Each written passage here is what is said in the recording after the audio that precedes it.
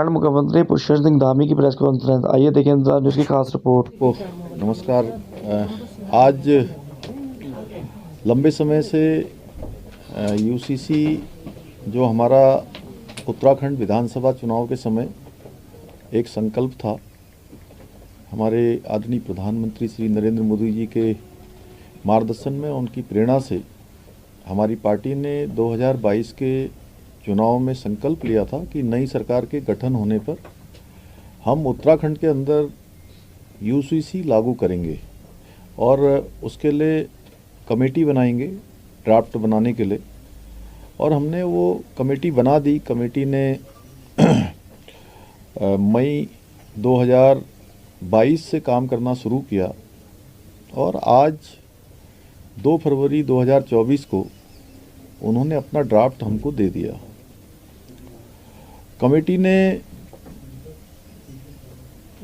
जो भारत का पहला गांव है, जिसको भारत का अंतिम गांव कहा जाता था, हमारे प्रधानमंत्री जी ने उस गांव को पहले गांव की संज्ञा दी और वहां से संवाद शुरू किया। 43 स्थानों पर, 43 स्थानों पर जनसंवाद के कार्यक्रम किए गए। लोगों से उनकी संवाद हुआ, उनके विचार लिए गए और इस पे वेब पोर्टल भी बनाया गया। उस पर भी लोगों के विचार आए।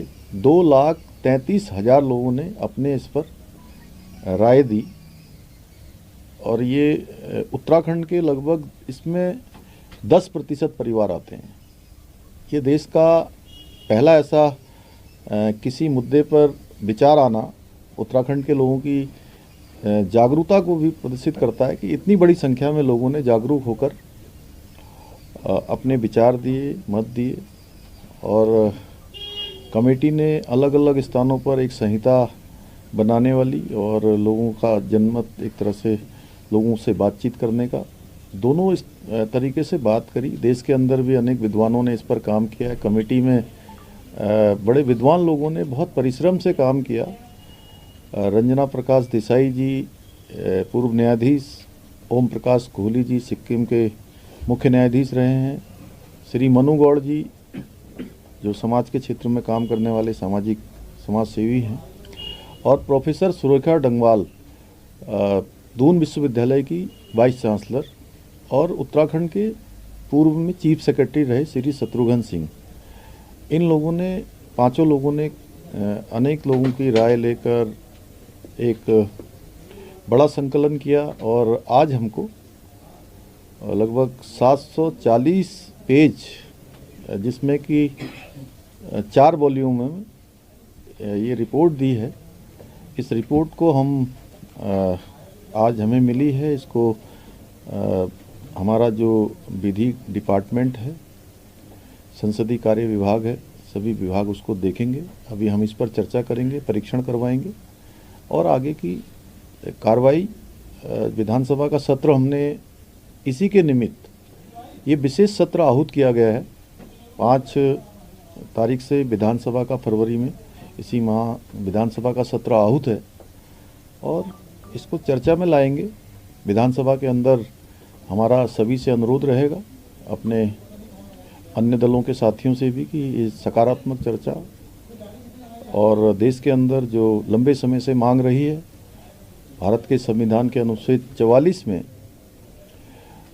ये व्यवस्था की गई है कि राज्य सरकारें अपने यहाँ इसको लागू कर सकते हैं। इसको राज्य अपने अपने अनुसार उसको लागू करने की दिशा में काम कर सकते हैं। उसके अनुसार ही हम सदन में चर्चा करेंगे और विधेयक के रूप में लाकर विधेयक बनेगा। उत्तराखंड राज्य, जहाँ गंगा का प्रदेश है, यमुना का प्रदेश है, देवभूमि है, बाबा बद्री विशाल, बाबा केदार, आदि कैलाश, अनेकों नदियाँ जो पूरे देश के अंदर लोगों को जल देने का काम करती हैं, कहीं आचमन के लिए, कहीं सिंचाई के लिए, जीवन को प्रभावित करने का काम, प्रभावमान करने का काम यहाँ से होता है। यहाँ के ग्लेशियर हैं, पर्वतमालाएँ हैं। तो एक नया काम देश के अंदर समान नागरिक संहिता का उत्तराखंड से शुरू होगा और हमें उम्मीद है कि हमारा ये जो विधेयक बनेगा उसके बाद देश के अन्य राज्य भी इस दिशा में आगे बढ़ेंगे। सर, एक मुख्यमंत्री के तौर पर आपको सबसे बेहतर क्या लगा इस विधेयक में, या यूँ कहें कि यूसीसी में क्या सुझाव आपको सबसे बेहतर लगा इसमें? अभी आज ड्राफ्ट मिला है, क्योंकि अब ये चर्चा के लिए होगा। अभी हमने ड्राफ्ट देखा नहीं है, अभी चर्चा में आएगा, विधानसभा के अंदर आएगा, हम लोग उस पर चर्चा करेंगे और निश्चित रूप से ये अच्छे के लिए ही हो रहा है। ये विशेषकर सशक्तिकरण है देश के अंदर, एक भारत श्रेष्ठ भारत की जो हमारे प्रधानमंत्री जी की कल्पना है, उसके अनुसार आगे बढ़ेंगे। सर, कांग्रेस के ऐसा क्या है कि भाजपा शासित जो राज्य हैं वो तो इसके लिए तैयार है, लेकिन गैर भाजपा शासित राज्य इसका विरोध करते हैं, क्या? देखिए, हम तो कहेंगे कि चूंकि हम किसी के विरोध के लिए नहीं लाए हैं, किसी को टारगेट करने के लिए नहीं लाए हैं, और मैं उत्तराखंड की देवतुल्य जनता को उनका दिल से धन्यवाद देना चाहता हूं, आभार व्यक्त करना चाहता हूं कि हमने उनके सामने संकल्प रखा। ये हमारा चुनाव का संकल्प था, हमारा वायदा था कि नई सरकार के गठन होते ही हम यूसीसी लागू करने की दिशा में आगे बढ़ेंगे, हम इसको विधेयक के रूप में लाएंगे। और उत्तराखंड की देवतुल्य जनता ने हमको मौका दिया, सरकार में आने के उन्होंने आशीर्वाद दिया, तभी हम सरकार में आए। और सरकार में आने के बाद हमने पहला काम यही किया कि इसके लिए कमेटी बनाई और हम अपना वादा पूरे करने की तरफ आगे बढ़ रहे हैं। सर, कांग्रेस के अध्यक्ष है आज ड्राफ्ट, उसके बाद आपका दिल्ली आगमन हो गया है, क्या इस बारे में चर्चा शीर्ष नेतृत्व के साथ भी करेंगे आप? नहीं, शीर्ष नेतृत्व हमेशा से उन्हीं की प्रेरणा से हमने काम किया है। हमारे आदरणीय प्रधानमंत्री जी ने हमेशा हमको जो उनका एक भारत श्रेष्ठ भारत, सबका साथ, सबका विकास, सबका विश्वास, वो मूल मंत्र है, उसी ध्येय के साथ हम आगे बढ़ रहे हैं। और आज तो मैं चूँकि अन्य जो औद्योगिक विकास से संबंधित कुछ कार्य मेरे औद्योगिक विकास मंत्रालय में पहले से मीटिंग होनी थी, तो हमने हरिद्वार में औद्योगिक विकास हेतु लगभग 400 एकड़ से अधिक की जो ज़मीन है, वो ज़मीन के लिए हमने अनुरोध किया। 2 सेंटर ऑफ एक्सीलेंस रुड़की और पंतनगर में खोलने के लिए उन्होंने हमको आज आश्वस्त भी किया है, मंजूरी भी दी है, तो वो अलग विषय था। और राम मंदिर से इधर एक सवाल है कि राम मंदिर के बाद एक और माइलस्टोन हुआ है, ज्ञानवापी में कोर्ट के आदेश से पूजा शुरू हो चुकी है, लेकिन ओवैसी और बाकी जो देश के मुस्लिम हैं कहीं ना कहीं उससे कंफर्टेबल नहीं। आज वाराणसी में बंद का भी आह्वान किया है, नमाजी बड़ी तादाद में वहाँ पहुँच रहे हैं। ऐसे में क्या लगता है कि एक और जीत हासिल हो पाएगी? देखिए, निश्चित रूप से ये कोर्ट का फैसला है, इसको सबको इसका सम्मान करना चाहिए। जो भी भारत की विधि व्यवस्था पर विश्वास करने वाले लोग हैं, उसको मानने वाले लोग हैं, उनको मानना चाहिए और उसके अनुसार ही आगे बढ़ना चाहिए। सर, अयोध्या कब जा रहे हैं सर? अयोध्या कब जा रहे हैं सर? देखिए, अयोध्या हम लोगों का बीच में 2 फरवरी को आज ही के दिन जाने का था, लेकिन अभी वहाँ पर श्रद्धालुओं का बहुत बड़ा आना जाना है, बड़ी संख्या में श्रद्धालु आ रहे हैं।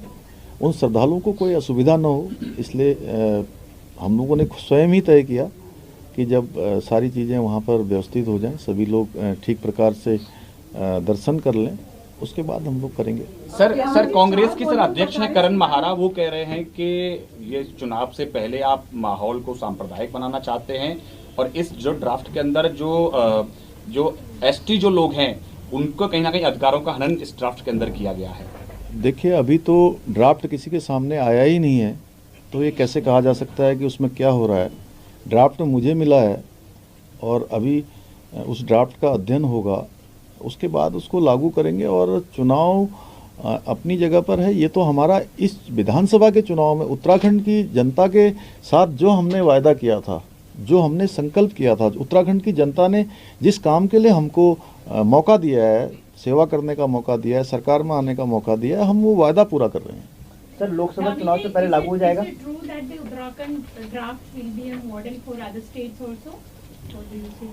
नहीं, मैंने कहा कि हम उत्तराखंड की जनता ने जिसके लिए हमको जनादेश दिया, हम लागू कर रहे हैं और हमारी ये एक्सपेक्टेशन है कि अन्य राज्य भी इसको लागू करें।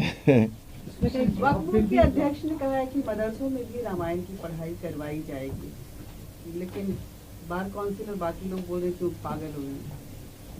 अब देखिए, वो तो चूँकि अब राम तो सबके हैं और हर किसी को उनके बारे में पता होना चाहिए, तो इसमें कोई बुराई भी नहीं है। सर क्या विपक्ष को भी कहेंगे उत्तराखंड में कि राम मंदिर के दर्शन के लिए जाएं, हरीश रावत जैसे उनको भी लेके आप जाना चाहेंगे? मैं तो सबसे कहूँगा कि सबको जो है दर्शन करने चाहिए। और इतने लंबे समय के बाद आप देखिए, भगवान राम त्रेता युग में पैदा हुए, बीच में द्वापर आया और 5126 वर्ष कलयुग के बीत गए, उसके बाद भी दोबारा से राम युग आया है।